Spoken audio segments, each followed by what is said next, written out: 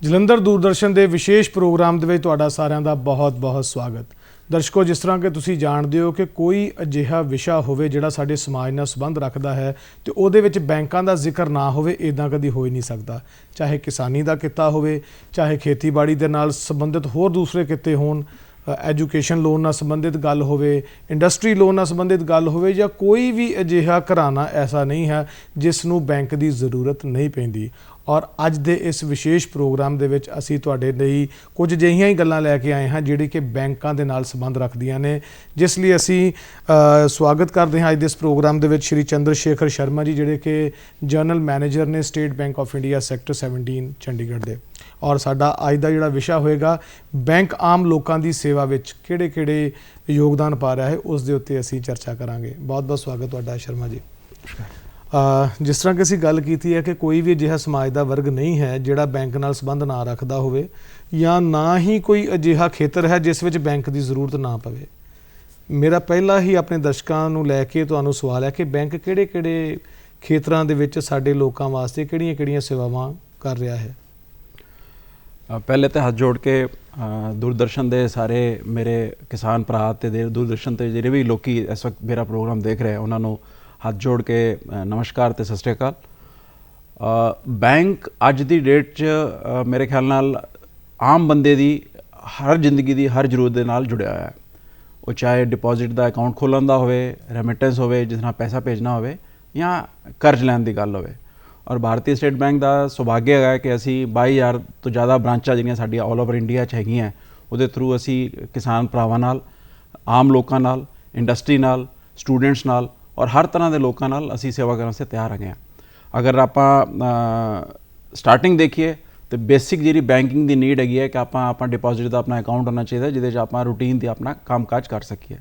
ਉਸ ਤੋਂ ਇਲਾਵਾ ਸਾਡੇ ਕੋਲ ਮਤਲਬ ਹਰ ਤਰ੍ਹਾਂ ਦਾ ਜਿਸਨੂੰ ਕਹਿੰਦੇ ਨਾ ਪ੍ਰੋਡਕਟ ਹੈਗਾ ਜੋ ਤੁਹਾਡੀ ਜ਼ਰੂਰਤ ਦੇ ਹਿਸਾਬ ਨਾਲ ਕੰਮ ਆਉਂਦਾ ਹੈ, ਚਾਹੇ ਉਹ ਕਿਸਾਨ ਭਰਾ ਵਾਸਤੇ ਹੋਵੇ, ਚਾਹੇ ਇੰਡਸਟਰੀਜ਼ ਵਾਸਤੇ ਹੋਵੇ, ਚਾਹੇ ਸਟੂਡੈਂਟ ਵਾਸਤੇ ਹੋਵੇ, ਔਰ ਚਾਹੇ ਤੁਹਾਡੇ ਰੈਮਿਟੈਂਸ ਕਰਨ ਵਾਸਤੇ ਹੋਵੇ।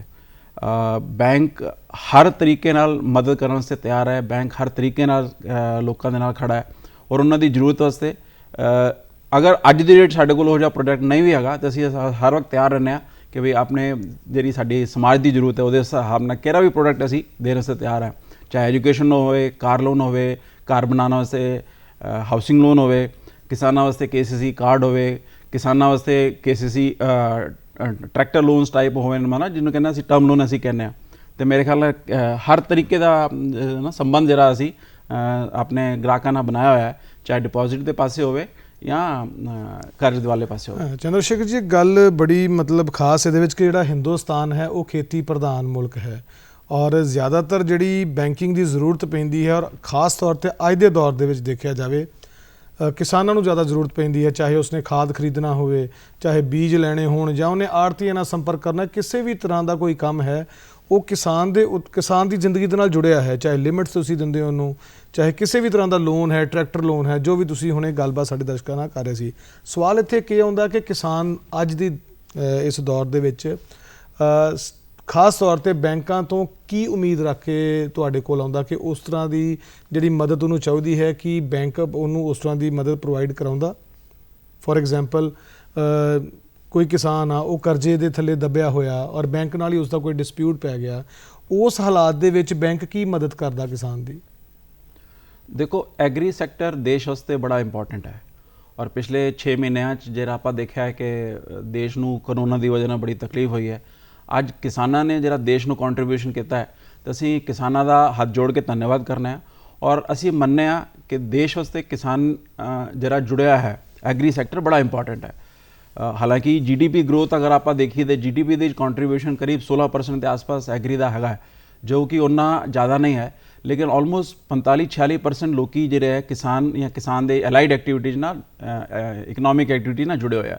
ਅਤੇ ਦੇਸ਼ ਵਾਸਤੇ ਔਰ ਬੈਂਕ ਵਾਸਤੇ ਕ੍ਰਿਸ਼ੀ ਦਾ ਖੇਤਰ ਜਿਹੜਾ ਬੜਾ ਇੰਪੋਰਟੈਂਟ ਹੈ। ਨਾਓ ਆਪਾਂ ਦੇਖਦੇ ਹਾਂ ਕਿ ਸੰਬੰਧ ਆਪਣਾ ਕਿਸ ਤਰ੍ਹਾਂ ਬਣਦਾ ਹੈ। ਸੰਬੰਧ ਆਪਣਾ ਬਣਦਾ ਹੈ ਦੋ ਤਰੀਕੇ ਨਾਲ। ਪਹਿਲਾ ਤਾਂ ਤੁਸੀਂ ਐਗਰੀ ਵਾਸਤੇ ਲੋਨ ਲੈ ਰਹੇ ਹੋ ਜਿਹੜਾ ਕਿ ਤੁਹਾਡੀ ਰੂਟੀਨ ਦਾ ਮਤਲਬ ਜਿਸ ਤਰ੍ਹਾਂ ਆਪਾਂ ਖੇਤੀਬਾੜੀ ਵਾਸਤੇ ਜਿਹੜਾ ਕੰਮ ਕਰਦਾ ਹੈ। ਦੂਜਾ ਟਰਮ ਲੋਨ ਲੈ ਰਹੇ ਹਾਂ ਕਿ ਆਪਾਂ ਟਰਮ ਲੋਨ ਦੇ ਵਿੱਚ ਟਰੈਕਟਰ ਲੈ ਰਹੇ ਹਾਂ, ਆਪਾਂ ਥ੍ਰੈਸ਼ਰ ਲੈ ਰਹੇ ਹਾਂ, ਜਾਂ ਆਪਾਂ ਹੋਰ ਇਨਫਰਾਸਟ੍ਰਕਚਰ ਵਾਸਤੇ ਲੋਨ ਲੈ ਰਹੇ ਹਾਂ। ਮੇਰਾ ਹੱਥ ਜੋੜ ਕੇ ਸਾਰਿਆਂ ਨੂੰ ਰਿਕੁਐਸਟ ਹੈ ਕਿ KCC ਜਿਹੜਾ ਅਸੀਂ ਬੈਂਕ ਦਿੰਦੇ ਹਾਂ ਉਹ ਕਿਸਾਨਾਂ ਵਾਸਤੇ ਬਹੁਤ ਹੀ ਫਾਇਦੇਮੰਦ ਹੈ, ਕਿਉਂਕਿ ਰੇਟ ਆਫ ਇੰਟਰਸਟ ਜਦ ਤੁਹਾਨੂੰ ਸਬਵੈਂਸ਼ਨ ਮਿਲ ਜਾਂਦਾ 3% ਸਰਕਾਰ ਸਬਵੈਂਸ਼ਨ ਦਿੰਦੀ ਹੈ ਅਗਰ ਤੁਹਾਡਾ ਅਕਾਊਂਟ ਰੈਗੂਲਰ ਹੈਗਾ ਔਰ ਤੁਸੀਂ ਹਰ ਸਾਲ ਉਹਨੂੰ ਜਿਹਨੂੰ ਕਹਿੰਦੇ ਨਾ ਉਲਟਾ ਪਲਟਾ ਕਰਨਾ ਆਪਾਂ ਹਰ ਸਾਲ ਉਹਨੂੰ ਰੀਨਿਊ ਕਰ ਲੈਂਦੇ ਹੋ। ਸਭ ਨਾਲ ਸਸਤਾ ਜਿਹਨੂੰ ਕਹਿੰਦਾ ਲੋਨ ਤੁਹਾਨੂੰ ਪੈਂਦਾ ਹੈ। ਮੇਰੀ ਰਿਕੁਐਸਟ ਸਾਰਿਆਂ ਨੂੰ ਇਹ ਹੋਈ ਹੈ ਕਿ ਆਪਾਂ ਸਾਡੀ ਕੋਸ਼ਿਸ਼ ਰਹਿੰਦੀ ਹੈ ਕਿ ਅਸੀਂ ਇਨਬਿਲਟ ਕੀਤਾ ਹੋਇਆ ਪ੍ਰੋਡਕਟ ਦੇ ਵਿੱਚ ਕਿ ਤੁਹਾਨੂੰ 5 ਸਾਲ ਵਾਸਤੇ KCC ਦਿੱਤਾ ਜਾਂਦਾ ਹੈ, ਹਰ ਸਾਲ 10% ਉਹਨੂੰ ਵਧਾ ਕੇ ਅਸੀਂ ਲਿਮਿਟ ਦੇ ਦਿੰਦੇ ਹਾਂ। ਸਾਡੀ ਰਿਕੁਐਸਟ ਸਾਨੂੰ ਇਹ ਹੈ ਕਿ ਇਸ ਲਿਮਿਟ ਨੂੰ ਤੁਸੀਂ ਪ੍ਰੋਪਰਲੀ ਇਸਤੇਮਾਲ ਕਰੋ। 10% ਜਿਹੜੀ ਤੁਹਾਨੂੰ ਗਰੋਥ ਹਰ ਸਾਲ ਦਿੱਤੀ ਜਾ ਰਹੀ ਹੈ ਉਹਨੂੰ ਤੁਸੀਂ ਆਪਣੇ ਕ੍ਰਿਸ਼ੀ ਨੂੰ ਵਧਾਉਣ ਵਾਸਤੇ ਕਰੋ, ਐਲਾਈਡ ਐਕਟੀਵਿਟੀ ਨੂੰ ਵਧਾਉਣ ਵਾਸਤੇ ਕਰੋ, ਲੇਕਿਨ ਇਹਨੂੰ ਉਲਟਾ ਪਲਟਾ ਕਰਦੇ ਰਹੋ ਤਾਂ ਕਿ ਤੁਹਾਨੂੰ ਇੰਟਰਸਟ ਦਾ ਬੈਨੀਫਿਟ ਮਿਲਦਾ ਰਹੇ। ਜਿਸ ਸਾਲ ਤੁਹਾਡਾ ਅਕਾਊਂਟ ਰੀਨਿਊ ਨਹੀਂ ਹੁੰਦਾ ਤੁਹਾਨੂੰ ਇੰਟਰਸਟ ਦਾ ਬੈਨੀਫਿਟ ਨਹੀਂ ਮਿਲਦਾ ਔਰ ਤੁਹਾਡੇ ਵਾਸਤੇ ਇਹ ਜਿਹੜੀ ਐਕਟੀਵਿਟੀ ਹੈ ਨਾ ਆਪਣੇ ਆਪ 'ਚ ਨਾ ਚੰਗੀ ਨਹੀਂ ਰਹਿੰਦੀ, ਬਿਕੋਜ਼ ਤੁਹਾਨੂੰ 3% ਐਕਸਟਰਾ ਜਿਹੜਾ ਰੇਟ ਆਫ ਇੰਟਰਸਟ ਤੁਹਾਨੂੰ ਲੱਗਣਾ ਲੱਗ ਜਾਂਦਾ। ਨਾ ਕੇਵਲ 3% ਰੇਟ ਆਫ ਇੰਟਰਸਟ ਐਕਸਟਰਾ ਲੱਗਣਾ ਸ਼ੁਰੂ ਹੋ ਜਾਂਦਾ, ਤੁਹਾਨੂੰ ਪੈਨਲਟੀ ਹੋਰ ਵੀ ਲੱਗਣੀ ਸ਼ੁਰੂ ਹੋ ਜਾਂਦੀ ਹੈ। ਸਾਡੀ ਰਿਕੁਐਸਟ ਇਹੋ ਹੈ ਕਿ ਐਜ਼ ਏ ਬੈਂਕ ਅਸੀਂ ਚਾਹੁੰਦੇ ਹਾਂ ਕਿ ਵੀ ਹਰ ਬੰਦਾ ਜਿਹੜਾ ਸਾਡੇ ਕੋਲ ਲੋਨ ਲਵੇ ਲੋਨ ਉਹਨੂੰ ਵਾਪਸ ਕਰੇ। ਜੀ ਸਰ, ਇੱਕ ਕੁਐਸਚਨ ਸੌਰੀ ਵਿੱਚ ਮੈਂ ਤੁਹਾਨੂੰ ਕੱਟ ਰਿਹਾ। ਇਹਦੇ 'ਚ ਕੁਐਸਚਨ ਹੈ ਕਿ ਮੰਨ ਲਓ ਜੇ ਕਿਸਾਨ ਨੇ 1 ਲੱਖ ਦੀ ਜਾਂ 85,000 ਦੀ ਉਹਦੀ 1 ਏਕੜ ਪਿੱਛੇ ਲਿਮਿਟ ਬਣਦੀ ਹੈ ਤੇ ਕੀ ਉਸ ਨੂੰ 1 ਸਾਲ ਦੇ ਵਿੱਚ ਉਹ ਲਿਮਿਟ ਨੂੰ ਪਹਿਲਾਂ ਕੰਪਲੀਟ ਕਰਨਾ ਪੈਂਦਾ ਫਿਰ ਉਹਦੀ ਇੰਕਰੀਮੈਂਟ ਲੱਗਦੀ ਹੈ? ਨਹੀਂ, ਇਸ ਤਰ੍ਹਾਂ ਨਹੀਂ ਹੈਗਾ। ਲਿਮਿਟ ਕੰਪਲੀਟ ਕਰਨ ਦੀ ਜ਼ਰੂਰਤ ਨਹੀਂ ਹੁੰਦੀ, ਲੇਕਿਨ ਪ੍ਰੋਡਕਟ ਜਿਸ ਤਰ੍ਹਾਂ ਮੰਨ ਲਓ ਹੈਗਾ ਕਿ ਉਹਨੂੰ 1 ਲੱਖ ਦੀ ਲਿਮਿਟ ਅਗਰ ਦਿੱਤੀ ਹੈ ਤਾਂ 1 ਲੱਖ ਦੀ ਲਿਮਿਟ ਉਹਦੀ ਅਸੈਸਮੈਂਟ ਹੋਏਗੀ ਉਹਦੀ ਲੈਂਡ ਦੇ ਉੱਪਰ ਫॉर द 5 ਸਾਲ ਵਾਸਤੇ। ਤੇ ਅੱਜ ਮੰਨ ਲਓ ਅਗਰ ਅਸੀਂ ਉਹਨੂੰ 50,000 ਤੋਂ ਸਟਾਰਟ ਕਰਨਾ ਹੈ ਤਾਂ 10% ਵਧਾ ਕੇ ਅਗਲੇ ਸਾਲ ਆਟੋਮੈਟਿਕਲੀ ਉਹਦੀ ਲਿਮਿਟ ਹੈ 55,000 ਹੋ ਜਾਏਗੀ, 55 ਦੀ 61,000 ਹੋ ਜਾਏਗੀ। ਤੇ ਉਹ ਇਨਬਿਲਟ ਸਿਸਟਮ ਹੈਗਾ। ਦੋ ਚੀਜ਼ਾਂ ਦਾ ਧਿਆਨ ਰੱਖਣਾ ਜ਼ਰੂਰੀ ਹੈ। ਇੱਕ ਤੇ ਅਕਾਊਂਟ ਤੁਹਾਡਾ ਰੈਗੂਲਰਲੀ ਰੀਨਿਊ ਹੋਣਾ ਚਾਹੀਦਾ ਜੀ, ਕਿਉਂਕਿ ਤੁਹਾਨੂੰ ਇੰਟਰਸਟ ਦਾ ਸਬਵੈਂਸ਼ਨ ਜਿਹੜਾ ਸਰਕਾਰ ਵੱਲੋਂ ਆਉਂਦਾ ਉਹ ਮਿਲਦਾ ਰਹੇ। ਦੂਜਾ, ਅਗਰ ਕਿਸੇ ਵਜ੍ਹਾ ਨਾਲ ਅਗਰ ਤੁਸੀਂ ਆਪਣਾ ਟਾਈਮ ਤੇ ਨਹੀਂ ਦੇ ਪਾਉਂਦੇ, ਜਿਵੇਂ ਖੇਤੀ ਨੁਕਸਾਨ ਹੋ ਗਿਆ, ਬਾੜ ਦੀ ਵਜ੍ਹਾ ਨਾਲ, ਸੂਕੇ ਦੀ ਵਜ੍ਹਾ ਨਾਲ, ਤੇ ਸਾਡੇ ਕੋਲ ਰਿਣ ਸਮਾਧਾਨ ਕਰਕੇ ਜਿਹਨੂੰ ਕਹਿੰਦੇ ਨਾ ਇੱਕ ਪ੍ਰੋਡਕਟ ਹੈਗਾ ਜਿਹਦੇ 'ਚ ਅਸੀਂ ਆਲਮੋਸਟ 50% ਤੱਕ ਜਿਹੜਾ ਇੰਟਰਸਟ ਔਰ ਪ੍ਰਿੰਸੀਪਲ ਹੈ ਉਹਨੂੰ ਉਹਦੇ ਛੂਟ ਦੇ ਦਿੰਦੇ ਹਾਂ। ਠੀਕ ਹੈ ਜੀ। ਔਰ ਸਭ ਨਾਲ ਵੱਡੀ ਗੱਲ ਹੈਗੀ ਹੈ ਕਿ ਇਹ ਨਹੀਂ ਹੈਗਾ ਕਿ ਤੁਹਾਨੂੰ ਅਗਰ ਇੱਕ ਵਾਰੀ ਰਿਣ ਸਮਾਂ ਦੇ ਅੰਦਰ ਛੂਟ ਦਿੱਤੀ ਤੇ ਅੱਗੇ ਤੁਸੀਂ ਲੋਨ ਨਹੀਂ ਲੈ ਸਕਦੇ। ਅੱਜ ਅਗਰ ਤੁਸੀਂ ਰਿਣ ਸਮਾਧਾਨ ਦੇ ਵਿੱਚ ਸੈਟਲ ਕਰਦੇ ਹੋ ਤੇ ਅਗਲੇ ਦਿਨ ਮਤਲਬ 24 ਘੰਟੇ ਦੇ ਅੰਦਰ ਅੰਦਰ ਤੁਸੀਂ ਉਨੀ ਲਿਮਿਟ ਦਾ ਲੋਨ ਵਾਪਸ ਲੈ ਸਕਦੇ ਹੋ। ਤੇ ਮੇਰਾ ਕਿਸਾਨ ਭਰਾਵਾਂ ਨੂੰ ਰਿਕੁਐਸਟ ਹੈਗੀ ਹੈ ਕਿ ਪਹਿਲੀ ਗੱਲ ਤੁਸੀਂ ਆਪਣਾ ਲੋਨ ਬਿਲਕੁਲ ਰੈਗੂਲਰ ਰੱਖੋ ਤਾਂ ਕਿ ਤੁਹਾਨੂੰ ਇੰਟਰਸਟ ਦਾ ਬੈਨੀਫਿਟ ਮਿਲਦਾ ਰਹੇ, ਲੇਕਿਨ ਕਿਸੇ ਵਜ੍ਹਾ ਨਾਲ ਜੋ ਕਿ ਤੁਹਾਡੇ ਮਤਲਬ ਹਾਲਾਤ ਤੁਹਾਡੇ ਵਾਸਤੇ 'ਚ ਨਾ ਹੋਣ ਔਰ ਤੁਸੀਂ ਉਹਨੂੰ ਨਾ ਇਸਤੇਮਾਲ ਵਾਪਸ ਕਰ ਸਕੋ, ਤੇ ਅਸੀਂ ਤੁਹਾਨੂੰ ਕਹਿੰਦੇ ਹਾਂ ਕਿ ਸਾਡੀ ਬ੍ਰਾਂਚਾਂ ਦੇ ਕੋਲ ਜਾਓ, ਉਹਨਾਂ ਨੂੰ ਅਪਰੋਚ ਕਰੋ ਤੇ ਰਿਕੁਐਸਟ ਕਰੋ ਰਿਣ ਸਮਾਧਾਨ ਵਾਸਤੇ। ਰਿਣ ਸਮਾਧਾਨ ਦੀ ਸਕੀਮ ਇੰਨੀ ਚੰਗੀ ਹੈਗੀ ਹੈ ਕਿ ਤੁਸੀਂ ਮਤਲਬ ਆਪਣੀ ਐਕਟੀਵਿਟੀ ਨੂੰ ਵਾਪਸ ਰਿਵਾਈਵ ਕਰ ਸਕਦੇ ਹੋ ਬਿਨਾਂ ਕਿਸੇ ਨੁਕਸਾਨ। ਜੀਐਮ ਸਾਹਿਬ, ਇਹਦੇ ਵਿੱਚ ਇੱਕ ਖਾਸ ਚੀਜ਼ ਆਉਂਦੀ ਸਾਡੇ ਕਿਸਾਨਾਂ ਵਾਸਤੇ ਕਿ ਕੀ ਕਿਸਾਨਾਂ ਨੂੰ ਤੁਸੀਂ ਰਿਣ ਦੇ ਵਿੱਚ ਸਬਸਿਡੀ ਵੀ ਦਿੰਦੇ ਹੋ? ਜੀ, ਰਿਣ ਦੇ ਵਿੱਚ ਸਬਸਿਡੀ ਜਿਹੜੀ ਮੈਂ ਤੁਹਾਨੂੰ ਦੱਸਿਆ ਕਿ ਤੁਹਾਨੂੰ ਸਬਵੈਂਸ਼ਨ ਮਿਲਦਾ ਇੰਟਰਸਟ ਦੇ ਵਿੱਚ। ਅੱਛਾ ਜੀ। ਇਹ ਤੁਹਾਡਾ ਅਕਾਊਂਟ ਅਗਰ ਰੈਗੂਲਰ ਰਹਿੰਦਾ ਤਾਂ ਤੁਹਾਨੂੰ ਇੰਟਰਸਟ ਦੇ ਵਿੱਚ ਸਬਵੈਂਸ਼ਨ ਮਿਲਦਾ। ਉਹ ਅਕਾਊਂਟ ਅਗਰ ਰੈਗੂਲਰ ਨਹੀਂ ਰਿਹਾ ਤਾਂ 1 ਸਾਲ ਤੋਂ ਬਾਅਦ ਸਬਵੈਂਸ਼ਨ ਬੰਦ ਹੋ ਜਾਂਦਾ।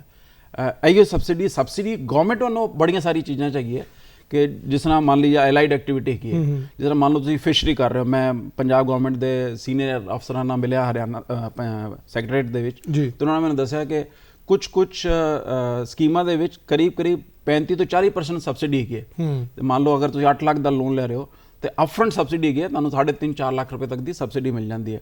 ਸਾਡੇ ਪ੍ਰੋਡਕਟ ਦੇ ਵਿੱਚ ਸਬਸਿਡੀ ਨਹੀਂ ਹੈਗੀ, ਸਬਸਿਡੀ ਸਾਨੂੰ ਗਵਰਨਮੈਂਟ ਦੇ ਵੱਲੋਂ ਮਿਲਦੀ ਹੈ, ਲੇਕਿਨ ਇੰਟਰਸਟ ਸਬਵੈਂਸ਼ਨ ਦੀ ਵਜ੍ਹਾ ਨਾਲ ਤੁਸੀਂ ਇਹ ਕਹਿ ਸਕਦੇ ਹੋ ਕਿ ਬਹੁਤ ਹੀ ਰੀਜ਼ਨੇਬਲ ਰੇਟ ਤੇ ਤੁਹਾਨੂੰ ਫੈਸਿਲਿਟੀ ਮਿਲ ਰਹੀ ਹੈ। ਜਿਸ ਤਰ੍ਹਾਂ ਤੁਸੀਂ ਕਹਿ ਰਹੇ ਹੋ ਕਿ ਕਿਸਾਨ ਦੇ ਕੋਲ ਟਰੈਕਟਰ ਲੈਣ ਲਈ ਲੋਨ ਦੀ ਫੈਸਿਲਿਟੀ ਹੈ, ਬੀਜ ਖਰੀਦਣ ਦੀ ਫੈਸਿਲਿਟੀ ਹੈ, ਜੀ ਹਾਂ, ਹੋਰ ਵੀ ਕਈ ਤਰ੍ਹਾਂ ਦੀਆਂ ਫੈਸਿਲਿਟੀਜ਼ ਤੁਸੀਂ ਦਿੰਦੇ ਹੋ। ਜਿਸ ਤਰ੍ਹਾਂ ਸ਼ੈੱਡ ਪਾਉਣੀ ਹੋਵੇ, ਉਹਨੇ ਆਪਣੇ ਖੇਤਾਂ ਦੇ ਵਿੱਚ ਆਪਣਿਆਂ ਨੂੰ ਸਟੋਰੇਜ ਬਣਾਉਣੀ ਹੋਵੇ, ਉਹ ਸਾਰੀਆਂ ਫੈਸਿਲਿਟੀਜ਼ ਵਾਸਤੇ ਤੁਸੀਂ ਰਿਣ ਦਿੰਦੇ ਹੋ। ਇੱਥੇ ਜਾਣਨਾ ਬੜਾ ਜ਼ਰੂਰੀ ਹੈ ਕਿ ਕਿਸਾਨ ਤੱਕ ਇਹ ਚੀਜ਼ਾਂ ਦੀ ਜਾਣਕਾਰੀ ਕਿੱਦਾਂ ਜਾਂਦੀ ਹੈ?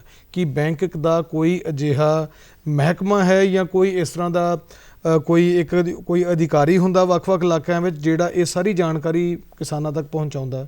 ਕੀ ਮਾਧਿਅਮ ਹੈ ਉਹਨਾਂ ਤੱਕ ਇਹ ਜਾਣਕਾਰੀ ਲੈ ਕੇ ਜਾਣ ਦਾ? ਅਤੇ ਦੇਖੋ, ਆਪਾਂ ਮੇਰੇ ਖਿਆਲ ਨਾਲ ਆਪਾਂ 4 ਜਾਂ 5 ਮਾਧਿਅਮ ਹੈਗੇ ਜਿਹਦੇ ਥਰੂ ਅਸੀਂ ਕਿਸਾਨਾਂ ਦੇ ਕੋਲ ਰੈਗੂਲਰਲੀ ਪਹੁੰਚ ਰਹੇ ਹਾਂ। ਪਹਿਲਾ, ਸਾਡੀਆਂ ਆਪਣੀਆਂ ਬ੍ਰਾਂਚਾਂ ਜਿਹੜੀਆਂ ਮੇਰੇ ਖਿਆਲ ਨਾਲ ਹਰ ਸ਼ਹਿਰ ਦੇ ਕੋਨੇ-ਕੋਨੇ, ਗਾਵਾਂ ਦੇ ਕੋਨੇ-ਕੋਨੇ 'ਚ ਹੈਗੀਆਂ। ਦੂਜਾ, ਸਾਡੇ ਕੋਲ ਐਗਜ਼ੀਕਿਊਟਿਵਸ ਹੈਗੇ ਹੈ ਜਿਹੜੇ ਅਸੀਂ ਸਪੈਸ਼ਲੀ ਕਿਸਾਨਾਂ ਦੀ ਮਦਦ ਕਰਨ ਵਾਸਤੇ ਰੱਖਿਆ, ਜਿਸ ਨੂੰ ਸੀਨੀਅਰ ਐਗਜ਼ੀਕਿਊਟਿਵ ਔਰ ਐਗਜ਼ੀਕਿਊਟਿਵ ਕਹਿੰਦੇ ਆ, ਜਿਹੜੀ ਆਪਣੀ ਸਾਡੀ ਬ੍ਰਾਂਚਾਂ ਦੇ ਏਰੀਆ ਦੇ ਵਿੱਚ ਘੁੰਮਦੇ ਰਹਿੰਦੇ ਆ, ਕਿਸਾਨਾਂ ਦੇ ਵਾਸਤੇ ਮਦਦ ਕਰਨ ਵਾਸਤੇ ਹਮੇਸ਼ਾ ਤਿਆਰ ਰਹਿੰਦੇ ਆ। ਕਿਸਾਨਾਂ ਦੇ ਕੋਲ ਜਾ ਕੇ ਛੋਟੇ ਛੋਟੇ ਜਿਹਨੂੰ ਕਹਿੰਦੇ ਨਾ 8-8 10-10 ਪਿੰਡਾਂ ਨੂੰ ਇਕੱਠੇ ਕਰਕੇ ਉਹਨਾਂ ਵਾਸਤੇ ਮੇਲਾ ਲਗਾ ਕੇ ਉਹਨਾਂ ਨੂੰ ਇਨਫੋਰਮੇਸ਼ਨ ਦਿੱਤੀ ਜਾਂਦੀ ਹੈ ਕਿ ਕਿਹੜੇ ਪ੍ਰੋਡਕਟ ਹੈਗੇ ਆ।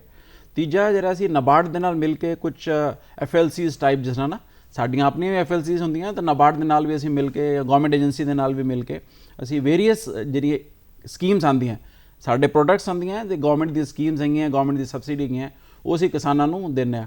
ਸਾਨੂੰ ਨਾਬਾਰਡ ਨੇ ਔਰ RBI ਨੇ ਮਤਲਬ ਸਾਨੂੰ ਜਿਸ ਤਰ੍ਹਾਂ ਟਾਰਗੇਟ ਦਿੱਤੇ ਜਾਂਦੇ ਆ ਕਿ ਕਿਸ ਨਾਲ ਅਸੀਂ ਕਿਸਾਨਾਂ ਨੂੰ ਜਾਂ ਕਿਸ ਨਾਲ ਅਸੀਂ ਆਪਣੇ ਜਿਹੜੇ ਸਾਡੇ ਕਸਟਮਰ ਹੈਗੇ ਆ ਜਾਂ ਜਿਹੜੇ ਸਾਡੇ ਏਰੀਆ ਆਫ ਆਪਰੇਸ਼ਨ ਜਿਹੜੇ ਬੰਦੇ ਰਹਿ ਰਹੇ ਉਹਨਾਂ ਨੂੰ ਕਿਸ ਤਰ੍ਹਾਂ ਅਸੀਂ ਆਪਣੇ ਬੈਂਕ ਦੀ ਵੇਰੀਅਸ ਸਕੀਮਸ ਨਾਲ ਜੋੜਨਾ, ਇਨਫੋਰਮੇਸ਼ਨ ਦੇਣਾ।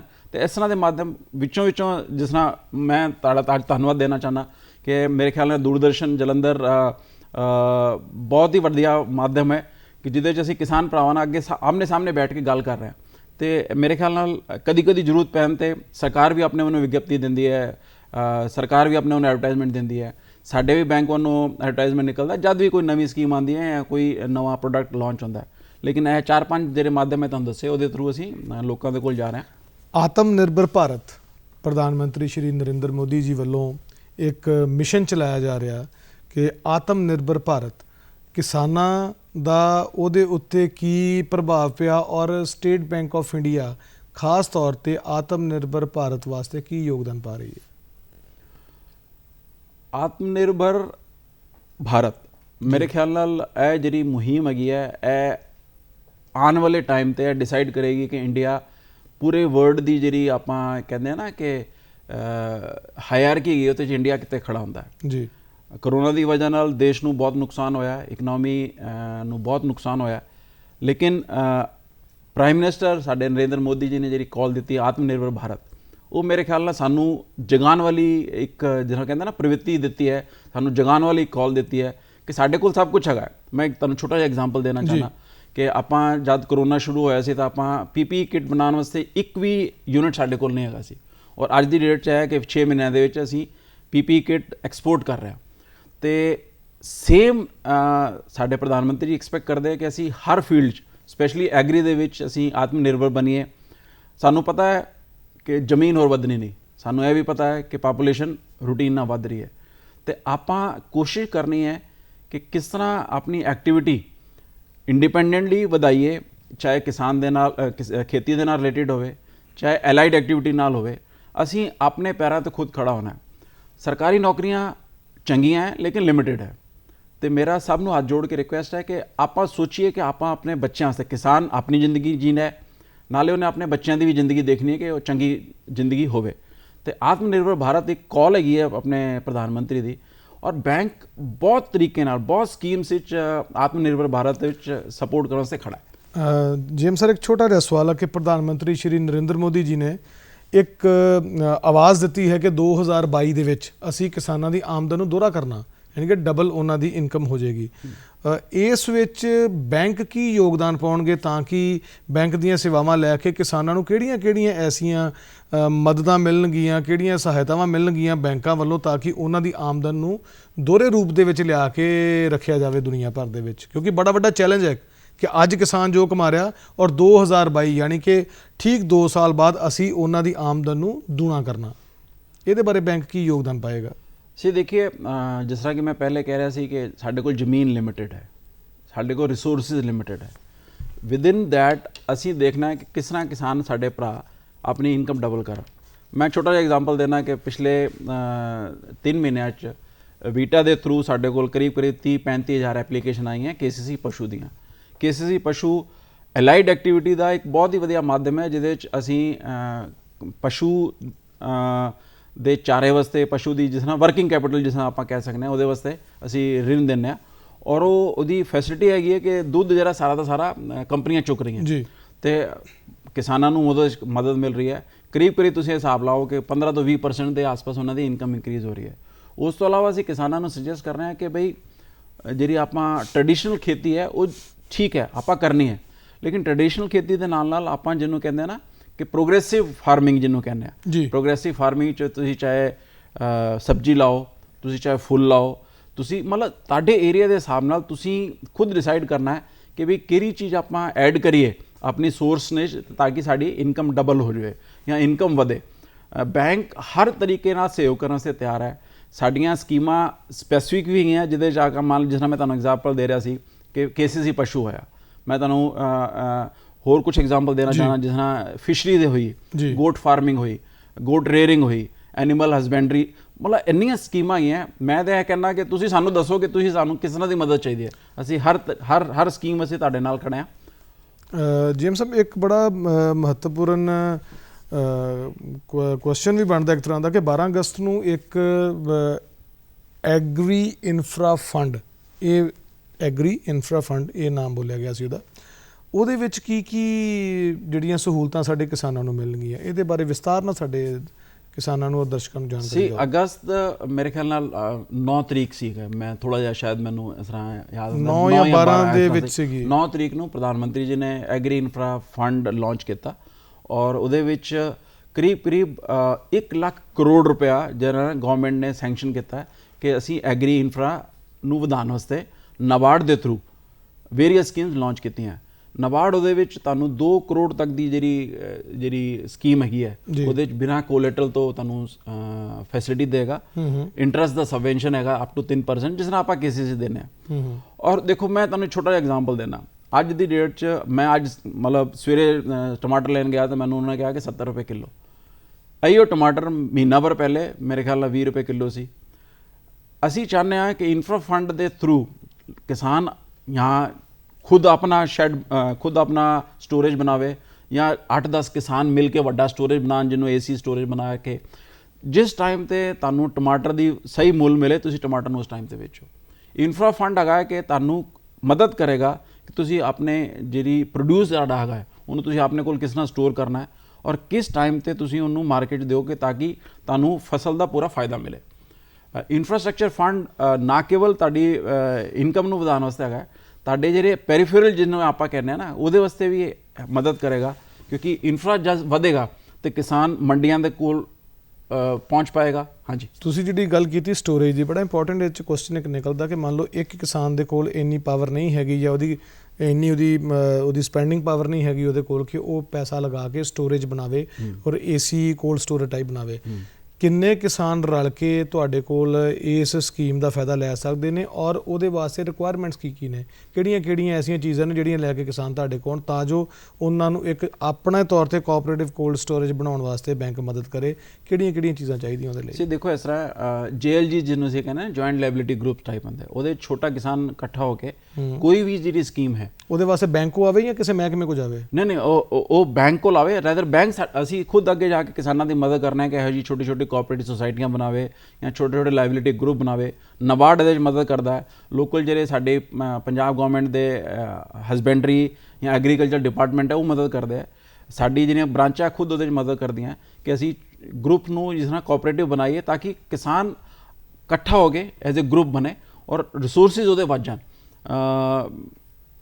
8 ਲੱਖ ਤੱਕ 6 ਲੱਖ ਦੇ ਛੋਟੇ ਜਿਹੜੇ ਨਾ ਗਡਾਊਨ ਬਣ ਰਹੇ ਹੈ, ਲੇਕਿਨ ਅਸੀਂ ਚਾਹੁੰਦੇ ਹਾਂ ਕਿ ਛੋਟੇ ਗਡਾਊਨ ਬਣਾਉਣ ਦੀ ਬਜਾਏ ਕਿਸਾਨ ਮਿਲ ਕੇ ਵੱਡੇ ਗਡਾਊਨ ਬਣਾਉਣ ਤਾਂ ਕਿ ਨਾ ਕੇਵਲ ਆਪਣਾ ਬਲਕਿ ਪੂਰੇ ਪਿੰਡ ਦਾ ਸਟੋਰੇਜ ਉੱਥੇ ਰੱਖੇ ਔਰ ਜਿਸ ਵਕਤ ਤੁਹਾਨੂੰ ਵਾਜਿਬ ਦਾਮ ਮਿਲੇ ਉਹਦੇ ਵਿੱਚ ਮਾਰਕੀਟ ਲੈ ਕੇ ਜਾਓ। ਅੱਜ ਜੇ ਕਿਸਾਨ ਤੁਹਾਡੇ ਕੋਲ ਇਕੱਠੇ ਹੋ ਕੇ ਆਉਂਦੇ ਨੇ ਬੈਂਕ ਦੇ ਕੋਲ ਕਿ ਸਾਨੂੰ ਇਹ ਚੀਜ਼ਾਂ ਬਣਾਉਣੀਆਂ ਨੇ, ਸਾਨੂੰ ਇਹਦੇ ਵਾਸਤੇ ਮਦਦ ਕਰੋ ਤੁਸੀਂ, ਠੀਕ ਹੈ ਜੀ, ਤੇ ਉਹ ਕਿੰਨਾ ਟਾਈਮ ਪ੍ਰੋਸੈਸ ਲੱਗਦਾ ਜੀ ਉਸ ਚੀਜ਼ ਨੂੰ ਅਪਰੂਵਲ ਦਿੰਦੇ ਆ, ਫਿਰ ਉਹਦੀ ਗ੍ਰਾਂਟ ਜਾਰੀ ਹੁੰਦੇ ਆ, ਔਰ ਉਸ ਤੋਂ ਬਾਅਦ ਕਿੰਨਾ ਟਾਈਮ ਤੁਸੀਂ ਉਹਨਾਂ ਨੂੰ ਸਬਸਿਡੀ ਟਾਈਪ ਦਿੰਦੇ ਹੋ ਜਾਂ ਉਹਨਾਂ ਨੂੰ ਦਿੰਦੇ ਹੋ ਕਿ ਤੁਸੀਂ ਇਸ ਤਰੀਕ ਤੋਂ ਬਾਅਦ ਸਾਨੂੰ ਕਿਸ਼ਤ ਜਮ੍ਹਾਂ ਕਰਾਉਣੀ ਸ਼ੁਰੂ ਕਰਨੀ ਹੈ? ਇਹ ਕਿੰਨੇ ਟਾਈਮ ਦਾ ਪ੍ਰੋਸੈਸ ਹੈ? ਜੀ ਦੇਖੀਏ, ਇਹ ਜਿਸ ਤਰ੍ਹਾਂ ਕਹਿੰਦੇ ਨਾ ਆਪਾਂ ਅਸੈਸਮੈਂਟ ਕਰਨਾ ਹੈ ਵਰਕਿੰਗ ਕੈਪੀਟਲ ਟਾਈਪ ਕਿ ਬਈ ਕਿੰਨੀ ਦੇਰ 'ਚ ਪ੍ਰੋਜੈਕਟ ਲੱਗੇਗਾ ਔਰ ਕਿੰਨੀ ਦੇਰ 'ਚ ਪ੍ਰੋਜੈਕਟ ਪੈਸਾ ਦੇਣਾ ਸ਼ੁਰੂ ਕਰ ਦੇਗਾ। ਇਹਦੇ ਵਿੱਚ CLU ਵੀ ਚਾਹੀਦਾ ਹੋਏਗਾ ਉਹਨਾਂ ਨੂੰ? ਹਾਂਜੀ, CLU ਵੀ ਚਾਹੀਦਾ ਹੋਏਗਾ ਆਪਣੀ ਖੇਤ ਦੇ ਉੱਤੇ ਜੇ ਉਹਨਾਂ ਨੇ ਉੱਥੇ ਕੋਲਡ ਸਟੋਰੇਜ ਲਾਉਣਾ? ਅਸੀਂ ਦੇਖੋ ਇਸ ਤਰ੍ਹਾਂ ਹੈ, ਮੈਂ ਇਹਨੂੰ ਇਸ ਕੁਐਸਚਨ ਨੂੰ ਤੁਹਾਡੇ 3 ਪਾਰਟ 'ਚ ਡਿਵਾਈਡ ਕਰਨਾ ਜੀ। ਪਹਿਲਾ ਤਾਂ ਇਹ ਹੈ ਕਿ ਆਪਾਂ ਕਿਸ ਤਰ੍ਹਾਂ ਇਹਨੂੰ ਵਧਾਈਏ। ਸਾਡੀਆਂ ਬ੍ਰਾਂਚਾਂ ਦੇ ਵਿੱਚ ਲੋਕੀ ਉਹਨਾਂ ਨੂੰ ਪੂਰੀ ਇਨਫੋਰਮੇਸ਼ਨ ਹੈਗੀ ਹੈ, ਨਹੀਂ ਤੇ ਜਿਸ ਤਰ੍ਹਾਂ ਮੈਂ ਤੁਹਾਨੂੰ ਕਿਹਾ ਕਿ ਅਸੀਂ ਸਪੈਸ਼ਲ ਐਗਜ਼ੀਕਿਊਟਿਵ ਦੀ ਰਿਕਰੂਟਮੈਂਟ ਕੀਤੀ ਹੈ ਪਿਛਲੇ 6 ਮਹੀਨਿਆਂ ਦੇ ਵਿੱਚ, ਉਹ ਤੁਹਾਡੀ ਮਦਦ ਕਰਨ ਦੇ ਇਸ ਤਰ੍ਹਾਂ ਦੀ ਲਾਇਬਿਲਿਟੀਜ਼ ਜਾਂ ਕੋਆਪਰੇਟਿਵ ਬਣਾਉਣ ਵਾਸਤੇ। ਦੂਜਾ, ਅਗਰ ਇਹ ਸਪੈਸੀਫਿਕ ਡਿਪਾਰਟਮੈਂਟ ਜਿਹੜਾ ਗਵਰਨਮੈਂਟ ਦਾ ਹੈ ਉਹਦੇ ਕੋਲੋਂ ਅਪਰੂਵ ਹੈਗਾ ਤੇ ਉਹ ਤੁਹਾਨੂੰ ਦੱਸਣ ਦੇ ਕਿ ਇਹਦੇ ਸਬਸਿਡੀ ਕਿੰਨੀ ਦੇਰ 'ਚ ਮਿਲੇਗੀ, ਅਪਫਰੰਟ ਸਬਸਿਡੀ ਮਿਲੇਗੀ ਕਿ ਬੈਕ ਐਂਡ ਸਬਸਿਡੀ ਮਿਲੇਗੀ ਜੀ।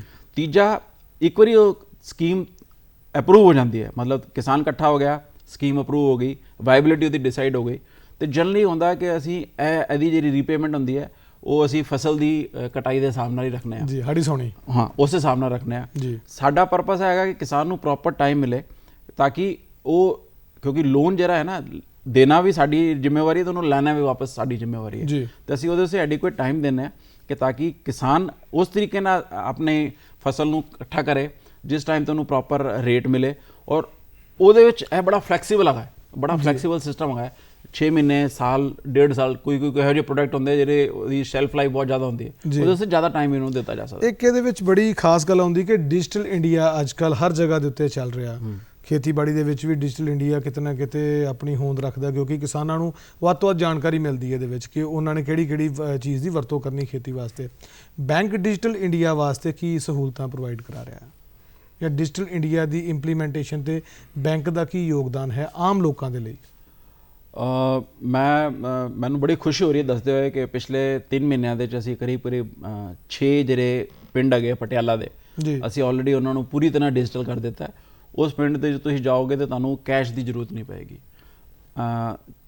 ਹਰ ਜਗ੍ਹਾ ਮਸ਼ੀਨਾਂ ਲਾਈਆਂ ਹੋਈਆਂ, ਆਧਾਰ ਦੇ ਜਿਹਨੂੰ ਕਹਿੰਦੇ ਨਾ ਕਿ ਛੋਟੀਆਂ ਸਾਡੇ CSP ਹੈਗੀਆਂ, ਉਹਨਾਂ ਕੋਲ ਆਧਾਰ ਦੀਆਂ ਮਸ਼ੀਨਾਂ ਲਾ ਕੇ ਤੁਸੀਂ ਜਿਹੜਾ ਆਪਣਾ ਫੈਸਿਲਿਟੀਜ਼ ਹੈਗੀਆਂ ਕਾਰਡ ਦੇ ਥਰੂ ਯੂਜ਼ ਇਸਤੇਮਾਲ ਕਰੋ ਜਾਂ ਆਪਣੇ ਥੰਬ ਦੇ ਨਾਲ ਇਸਤੇਮਾਲ ਕਰੋ।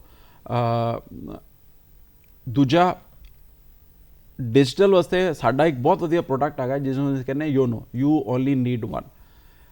ਮੈਨੂੰ ਬੜੀ ਖੁਸ਼ੀ ਹੈ ਤੁਹਾਨੂੰ ਦੱਸ ਸਕਦਾ ਕਿ 2 ਮਹੀਨੇ ਪਹਿਲੇ ਅਸੀਂ ਉਹਦੇ 'ਚ ਇਹੋ ਜਿਹੀ ਫੈਸਿਲਿਟੀ ਵੀ ਦੇ ਦਿੱਤੀ ਹੈ ਕਿ ਕਿਸਾਨ ਨੂੰ ਬ੍ਰਾਂਚ 'ਚ ਆਉਣ ਦੀ ਜ਼ਰੂਰਤ ਹੀ ਨਹੀਂ ਹੈਗੀ। ਉਹ ਆਪਣੇ ਡਿਜੀਟਲ ਯੋਨੋ ਆਪਣੇ ਜਿਹੜਾ ਮੋਬਾਈਲ ਫੋਨ ਹੈਗਾ, ਸਮਾਰਟਫੋਨ ਦੇ ਉੱਪਰ ਨੂੰ ਡਾਊਨਲੋਡ ਕਰਕੇ ਖੁਦ ਆਪਣੇ ਘਰੇ ਬੈਠ ਕੇ ਆਪਣੀ ਲਿਮਿਟ ਨੂੰ ਰੀਨਿਊ ਕਰ ਸਕਦਾ ਹੈ ਜੀ। ਐਸ ਫਾਰ ਐਸ ਫੈਸਿਲਿਟੀ ਹੈ ਕੈਸ਼ ਦੀ, ਸਾਡੀਆਂ ATMs ਜਗ੍ਹਾ ਲੱਗੀਆਂ ਹੋਈਆਂ। ਸਾਡੇ CSP ਜਿਹੜੇ ਮਤਲਬ ਪਿੰਡਾਂ ਦੇ ਵਿੱਚ ਅੰਦਰ ਤੱਕ ਜਾ ਕੇ ਬੈਠੇ ਹੈ, ਉਹ ਤੁਹਾਨੂੰ ਕੈਸ਼ ਦੀ ਡਿਸਬਰਸ਼ਨ ਕਹਿੰਦੇ ਆ।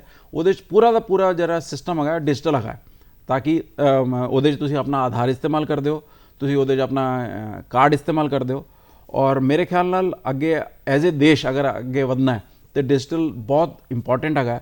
ਡਿਜੀਟਲ ਖਾਲੀ ਲੈਣ ਦੇਣ ਦੇ ਵਾਸਤੇ ਇੰਪੋਰਟੈਂਟ ਨਹੀਂ ਹੈਗਾ, ਕਿਸਾਨਾਂ ਵਾਸਤੇ ਡਿਜੀਟਲ ਦੀ ਬਹੁਤ ਇੰਪੋਰਟੈਂਸ ਹੈ ਕਿ ਅੱਜ ਦੀ ਡੇਟ 'ਚ ਕਿਸਾਨ ਨੂੰ ਅਗਰ ਪਤਾ ਹੋਵੇ ਕਿ ਬਈ 6 ਮਹੀਨੇ ਬਾਅਦ ਮੈਨੂੰ ਮੇਰੀ ਖੇਤੀ ਜਿਹੜੀ ਮੈਂ ਕਰ ਰਿਹਾ, ਜਾਂ ਮੈਂ ਜੇ ਸਬਜ਼ੀ ਬੋ ਰਿਹਾ, ਜਾਂ ਮੈਂ ਜਿਹੜਾ ਫਰੂਟ ਲਾ ਰਿਹਾ, ਉਹਦਾ ਮੈਨੂੰ ਕਿੰਨਾ ਪੈਸਾ ਮਿਲਣਾ ਹੈ।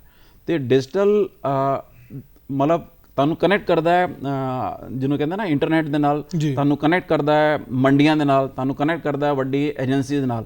ਤੁਸੀਂ ਸੁਣਿਆ ਹੋਏਗਾ ਕਿ ITC ਹੈ, ਨੈਸਲੇ ਹੈ, ਵੱਡੀਆਂ ਮਲਟੀਨੈਸ਼ਨਲ ਫਰਮਸ ਹੈ। ਆਪਣੇ ਦੇਸ਼ ਦੀਆਂ ਵੀ ਬਹੁਤ ਸਾਰੀਆਂ ਏਜੰਸੀਆਂ ਹੈ ਜਿਹੜੀਆਂ ਕਿਸਾਨਾਂ ਦੇ ਨਾਲ ਡਾਇਰੈਕਟ ਜੁੜ ਕੇ ਉਹਨਾਂ ਨੂੰ ਬਿਲਕੁਲ ਸਹੀ ਪ੍ਰੋਡਕਟ ਦਿੰਦੀਆਂ, ਕਿਉਂਕਿ ਦੋਨਾਂ ਦੀ ਜ਼ਰੂਰਤ ਹੈ। ਕਿਸਾਨ ਨੂੰ ਪ੍ਰੋਪਰ ਪੈਸਾ ਮਿਲਣਾ ਚਾਹੀਦਾ ਹੈ, ਕੰਪਨੀ ਨੂੰ ਚੰਗਾ ਮਾਲ ਮਿਲਣਾ ਚਾਹੀਦਾ। ਸਰ, ਕਿਸਾਨ ਤੇ ਆਮ ਲੋਕ ਇਹ ਇੱਕ ਦੂਜੇ ਨਾਲ ਤਕਰੀਬਨ ਮਿਲਦੇ ਜੁਲਦੇ ਨੇ, ਕਿਉਂਕਿ ਆਮ ਲੋਕ ਕਿਸਾਨ ਵੀ ਨੇ ਔਰ ਕਿਸਾਨ ਆਮ ਲੋਕ ਵੀ ਨੇ।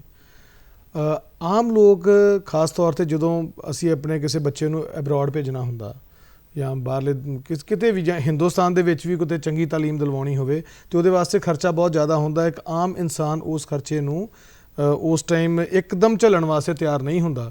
ਬੈਂਕ ਕੀ ਸਹੂਲਤਾਂ ਦਿੰਦਾ ਐਜੂਕੇਸ਼ਨ ਲੋਨ ਦੇ ਲਈ, ਜੇਕਰ ਕਿਸੇ ਕਿਸਾਨ ਦੇ ਬੱਚੇ ਨੇ ਉਹ ਲੈਣਾ ਹੋਵੇ, ਜਾਂ ਇੱਕ ਆਮ ਆਦਮੀ ਨੇ, ਇੱਕ ਆਮ ਨੌਕਰੀ ਕਰਨ ਵਾਲੇ ਇਨਸਾਨ ਨੇ ਐਜੂਕੇਸ਼ਨ ਲੋਨ ਲੈਣਾ ਹੋਵੇ, ਉਹਦੇ ਬਾਰੇ ਬੈਂਕ ਕੀ ਮਦਦ ਕਰਦਾ ਉਹਨਾਂ ਦੀ? ਜੀ ਦੇਖੋ, ਐਜੂਕੇਸ਼ਨ ਲੋਨ ਪ੍ਰੋਡਕਟ ਜਿਹੜਾ ਹੈ ਸਾਡਾ ਬਹੁਤ ਹੀ ਵਧੀਆ ਪ੍ਰੋਡਕਟ ਹੈਗਾ।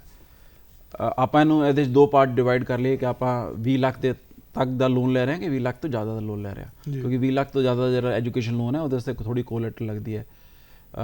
ਕਿਹੜੇ ਇੰਸਟੀਟਿਊਸ਼ਨ ਜਾ ਰਹੇ ਆ ਉਹਦੇ ਉੱਪਰ ਵੀ ਡਿਪੈਂਡ ਕਰਦਾ ਹੈ, ਕਿਉਂਕਿ ਕੁਝ ਇੰਸਟੀਟਿਊਟ ਜਿਨ੍ਹਾਂ ਦਾ ਬਹੁਤ ਨਾਮ ਹੈ ਔਰ ਜਿਹੜਾ ਕਨਫਰਮ ਕਰ ਦਿੰਦੇ ਕਿ ਵੀ ਨੌਕਰੀ ਉਸ ਤੋਂ ਬਾਅਦ ਪੱਕੀ ਹੈ, ਤਾਂ ਉਹਦੇ 'ਚ ਇੰਟਰਸਟ ਦੀ ਸਬਸਿਡੀ ਵੀ ਮਿਲਦੀ ਹੈ ਜੀ। ਆਪਾਂ ਮੋਟਾ ਫੜ ਕੇ ਚੱਲੀਏ ਕਿ ਆਪਾਂ ਲੋਕਲ ਆਪਾਂ ਵਾਸਤੇ 7.5 ਲੱਖ ਦੀ ਜਿਹੜੀ ਹੈ ਆਪਾਂ ਐਜੂਕੇਸ਼ਨ ਲੋਨ ਲੈਣਾ, ਤਾਂ ਉਹ ਜਿਹੜਾ ਕੋਲੈਟਰਲ ਫ੍ਰੀ ਹੈਗਾ। ਤਾਂ ਇੱਕ ਛੋਟੀ ਜਿਹੀ ਗੱਲ ਹੈ ਕਿ ਇਹਦੇ ਵਿੱਚ ਕੀ ਸਿਬਲ ਵੀ ਚੈੱਕ ਹੁੰਦਾ ਵਾ ਪੇਰੈਂਟਸ ਦਾ? ਹਾਂਜੀ, ਸਿਬਲ ਸਾਰਿਆਂ ਦਾ। ਕਿਸਾਨ ਔਰ ਜੇ ਕਿਸਾਨ ਆ ਉਹਦਾ ਵੀ ਸਿਬਲ ਚੈੱਕ ਹੋਏਗਾ? ਸਿਬਲ ਦੇਖੀਏ ਕਿ ਹੈ ਇੱਕ ਤਾਂ ਬੇਸਿਕਲੀ ਇਨਫਰਾਸਟਰਕਚਰ ਹੈਗਾ ਕਿ ਜਿਹਦੇ 'ਚ ਸਾਨੂੰ ਪਤਾ ਚੱਲਦਾ ਕਿ ਜੋ ਵੀ ਬੰਦਾ ਸਾਡੇ ਕੋਲ ਲੋਨ ਲੈ ਰਿਹਾ ਉਹਦੀ ਸਟੈਂਡਿੰਗ ਕੀ ਹੈਗੀ ਹੈ। ਉਹ ਕਿਸਾਨ ਹੋਵੇ, ਆਮ ਬੰਦਾ ਹੋਵੇ, ਇੰਡਸਟਰੀਲਿਸਟ ਹੋਵੇ, ਬੈਂਕਰ ਹੋਵੇ, ਨੌਕਰੀ ਪੇਸ਼ਾ ਹੋਵੇ, ਸਿਬਿਲ ਸਾਰਿਆਂ ਦਾ ਚੈੱਕ ਹੁੰਦਾ ਹੈ। ਜਾਂਦੇ ਜਾਂਦੇ ਇੱਕ ਸਵਾਲ, ਕਿਉਂਕਿ ਕੋਵਿਡ-19 ਚੱਲਦਾ ਪਿਆ ਔਰ ਇਸ ਦੌਰਾਨ ਜਿਹੜੇ ਹਿੰਦੁਸਤਾਨ ਦੇ ਲੋਕਾਂ ਨੇ ਇਕਜੁੱਟ ਹੋ ਕੇ ਪ੍ਰਧਾਨ ਮੰਤਰੀ ਜੀ ਦੀ ਆਵਾਜ਼ ਨੂੰ ਪੂਰਾ ਹੁੰਗਾਰਾ ਦਿੱਤਾ ਔਰ ਉਹਨਾਂ ਨੇ ਉਹ ਸਾਰੀਆਂ ਚੀਜ਼ਾਂ ਨੂੰ ਮੰਨਿਆ, ਹਿੰਦੁਸਤਾਨ ਦੇ ਹਰ ਨਾਗਰਿਕ ਨੇ, ਜੋ ਪ੍ਰਧਾਨ ਮੰਤਰੀ ਸ਼੍ਰੀ ਨਰਿੰਦਰ ਮੋਦੀ ਜੀ ਨੇ ਆਪਣੀ ਅਨਾਉਂਸਮੈਂਟਸ ਵਿੱਚ ਦਿੱਤਾ। ਬੈਂਕ ਕੋਵਿਡ-19 ਦੇ ਵਿੱਚ ਆਮ ਲੋਕਾਂ ਵਾਸਤੇ ਕੀ ਫੈਸਿਲਿਟੀਆਂ ਕਰ ਰਹੀ ਹੈ ਔਰ ਆਉਣ ਵਾਲੇ ਟਾਈਮ ਦੇ ਵਿੱਚ ਇਹਨਾਂ ਦੀਆਂ ਕੀ ਯੋਜਨਾਵਾਂ ਹੋਣਗੀਆਂ ਤਾਂ ਕਿ ਕੋਵਿਡ-19 ਦੇ ਇਸ ਦੌਰ ਨੂੰ ਅਸੀਂ ਬੜੀ ਮਜ਼ਬੂਤੀ ਨਾਲ ਫੇਸ ਕਰਕੇ ਇਹਨੂੰ ਅਸੀਂ ਪਰਾਸਤ ਕਰਕੇ ਅੱਗੇ ਵਧੀਏ? ਮੈਂ ਤੁਹਾਡੇ ਨਾਲ ਪੂਰੀ ਤਰ੍ਹਾਂ ਸਹਿਮਤ ਹਾਂ। ਪਿਛਲੇ 6 ਮਹੀਨੇ ਅਗਰ ਆਪਾਂ ਦੇਖੀਏ ਤਾਂ ਦੇਸ਼ ਵਾਸਤੇ ਬਹੁਤ ਹੀ ਮੁਸ਼ਕਿਲ ਸਮੇਂ ਰਿਹਾ, ਲੇਕਿਨ ਮੈਂ ਸਮਝਣਾ ਕਿ RBI, ਗਵਰਨਮੈਂਟ ਔਰ ਬੈਂਕ ਨੇ ਮਿਲ ਕੇ ਕਾਫੀ ਕੁਝ ਤੱਕ ਇਹਨੂੰ ਮਦਦ ਕੀਤੀ ਹੈ। ਅਗਰ ਆਪਾਂ ਦੇਖੀਏ ਰੀਸਟਰਕਚਰਿੰਗ, ਤਾਂ ਇੰਡਸਟਰੀ ਹੋਵੇ ਜਾਂ ਬੇਸਿਕ ਛੋਟੇ ਖਾਤੇ ਹੋਣ, ਉਹਦੇ 'ਚ ਰੀਸਟਰਕਚਰਿੰਗ ਦੇ ਉੱਪਰ ਬੜਾ ਜ਼ੋਰ ਦਿੱਤਾ ਜਾ ਰਿਹਾ ਹੈ। ਹਾਊਸਿੰਗ ਲੋਨ, ਐਜੂਕੇਸ਼ਨ ਲੋਨ ਜਾਂ ਦੂਜੇ ਪਰਸਨਲ ਲੋਨ ਹੈ, ਉਹਦੇ ਵਾਸਤੇ ਤੁਹਾਨੂੰ ਥੋੜ੍ਹਾ ਟਾਈਮ ਹੋਰ ਵਧਾ ਕੇ ਦਿੱਤਾ ਜਾਂਦਾ, ਜਿਹਨੂੰ ਅਸੀਂ ਕਹਿੰਦੇ ਕਿ ਮੋਰੇਟੋਰੀਅਮ ਤੁਹਾਨੂੰ ਵਧਾ ਕੇ ਦਿੱਤਾ, 2 ਮਹੀਨੇ 3 ਮਹੀਨੇ ਦਾ ਮੋਰੇਟੋਰੀਅਮ ਵਧਾ ਕੇ ਦਿੱਤਾ ਹੈ। ਇੰਟਰਸਟ ਦੀ ਸਬਸਿਡੀ ਕੁਝ ਜਗ੍ਹਾ ਦੀ ਗੱਲ ਚੱਲ ਰਹੀ ਹੈ, ਕੁਝ ਸਰਕਾਰ ਜਿਹੜੀਆਂ ਸਟੇਟ ਗਵਰਨਮੈਂਟਸ ਹੈਗੀਆਂ ਉਹ ਇੰਟਰਸਟ ਦੀ ਸਬਸਿਡੀ ਵੀ ਦੇ ਰਹੀ ਹੈ ਕਿ ਵੀ ਇਸ ਪੀਰੀਅਡ ਦੇ ਵਿੱਚ ਜਿਨ੍ਹਾਂ ਦਾ ਇੰਟਰਸਟ ਦਾ ਨੁਕਸਾਨ ਆਇਆ ਉਹ ਇੰਟਰਸਟ ਨਹੀਂ ਮਿਲੇਗਾ ਜਾਂ ਥੋੜ੍ਹੀ ਜਿਹੀ ਸਬਵੈਂਸ਼ਨ ਸਟੇਟ ਗਵਰਨਮੈਂਟ ਦੇਗੀ। ਅਸੀਂ ਅਗਰ ਬੈਂਕ ਅਗਰ ਕਹੀਏ ਤਾਂ ਇੰਡਸਟਰੀ ਵਾਸਤੇ ਜਿਹੜੇ ਐਮਰਜੈਂਸੀ ਲੈਂਡਿੰਗ, GECL ਆਲ ਦੇ ਇਹਦੇ 'ਚ ਆਪਾਂ ਇੱਕ ਪ੍ਰੋਡਕਟ ਦਿੱਤਾ ਜਿਹਦੇ 'ਚ ਉਹਨਾਂ 20% ਜੋ ਉਹਨਾਂ ਦੀ ਵਰਕਿੰਗ ਕੈਪੀਟਲ ਰਿਕੁਆਇਰਮੈਂਟ ਉਹਦਾ 20% ਅਸੀਂ ਉਹਨਾਂ ਨੂੰ ਐਮਰਜੈਂਸੀ ਫੰਡ ਕਰਕੇ ਦਿੱਤਾ ਹੈ, ਜੋ ਕਾਫੀ ਸਸਤੇ ਰੇਟ 'ਤੇ ਹੈਗਾ ਜੀ। ਉਹ ਹੈਗਾ जैसा कि मैं कहा कि हाउसिंग लोन और ਉਹਦੇ ਸੇ ਅਸੀਂ ਉਹਨਾਂ ਨੂੰ ਮੋਰੇਟੋਰੀਅਮ ਵਧਾ ਕੇ ਦਿੱਤਾ, ਉਹਨਾਂ ਦਾ ਰੀਸਟਰਕਚਰ ਕਰਕੇ ਦਿੱਤਾ ਤੇ ਹੋਰ ਵੀ ਐਸ ਪਰ ਸੁਪਰੀਮ ਕੋਰਟ ਦੇ ਇੰਸਟਰਕਸ਼ਨ ਬੈਂਕ ਕੰਮ ਕਰ ਰਿਹਾ ਔਰ ਅਸੀਂ ਇੰਡਸਟਰੀ ਵਾਸਤੇ ਔਰ ਕਿਸਾਨ ਭਰਾਵਾਂ ਵਾਸਤੇ ਕੰਧੇ ਨਾਲ ਕੰਧਾ ਮਿਲਾ ਕੇ ਖੜੇ ਹਾਂ ਕਿ ਇਸ ਮੁਸੀਬਤ ਦੇ ਟਾਈਮ ਤੇ ਦੇਸ਼ ਸਟਰੋਂਗ ਬਣ ਕੇ ਨਿਕਲੇ।